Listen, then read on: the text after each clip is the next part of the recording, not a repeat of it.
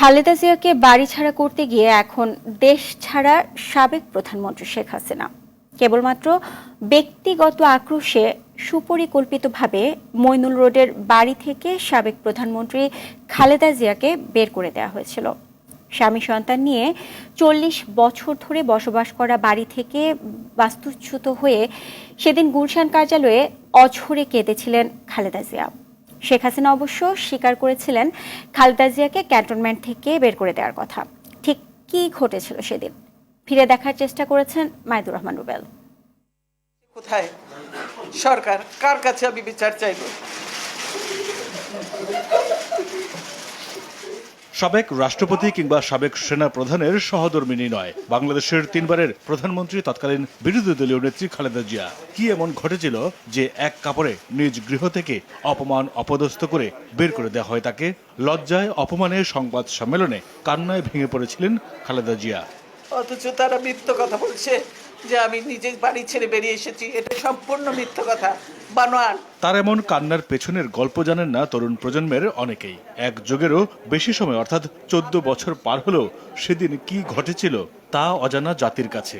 ১৩ November ২০১০ তিনবারের প্রধানমন্ত্রী বেগম খালেদা জিয়াকে তার স্মৃতি বিজড়িত বাড়ি থেকে কিভাবে বের করে দেওয়া হয় তার কিছু ভিডিও পাওয়া যায়। আপনারা তো সব জিনিস ইলিগাল করছেন, কোনো আবার ভ্যালিড ডকুমেন্ট কোনোদিনই ইলিগাল হতে পারে না। গোপনে ধারণ করা একটি ভিডিওতে দেখা যায় বাসার সোফায় বসে আছেন খালেদা জিয়া। তাকে বের হয়ে আসতে বলছেন উচ্ছেদে নেতৃত্ব দেয়া কর্মকর্তারা। আচ্ছা যাই হোক ম্যাডাম, এখন আপনাকে আপনাদের সাথে একটু আসতে হবে, সহযোগিতা করতে হবে।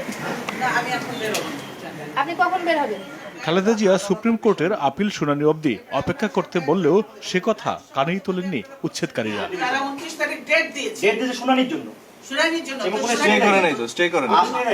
শুনানি পর্যন্ত তো আপনাদের অপেক্ষা করতেই হবে। তারা জবরদস্তি ধাক্কা মেরে আমাকে বাড়ি থেকে বের করেছে। সংবাদ সম্মেলনে খালেদা জিয়া জোর করে তুলে নিয়ে আসার যে অভিযোগ করেছিলেন, গোপনে ধারণ করা ভিডিওতে মিলল তার সত্যতা। দরজা খুলতে অস্বীকৃতি জানালে বাসার দরজা ভাঙার শব্দ পাওয়া যায় সেই ভিডিওতে।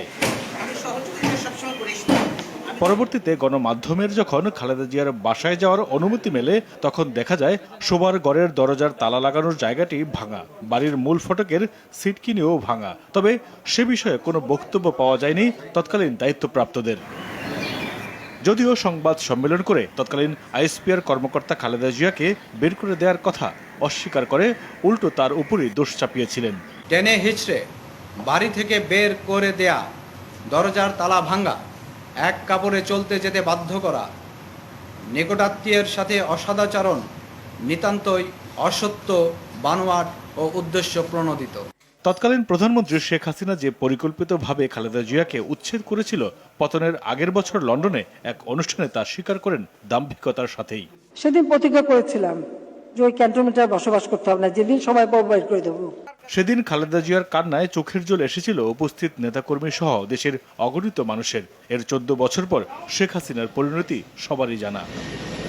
১৪ বছর আগে ক্যান্টনমেন্টের শহীদ মইনুল রোডের বাসা থেকে সাবেক প্রধানমন্ত্রী খালেদা জিয়াকে বের করে দিয়েছিলেন তৎকালীন প্রধানমন্ত্রী শেখ হাসিনা।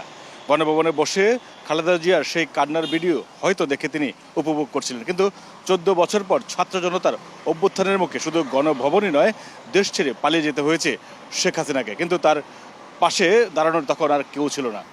মাইদুর রহমান রুবেল, RTV, ঢাকা।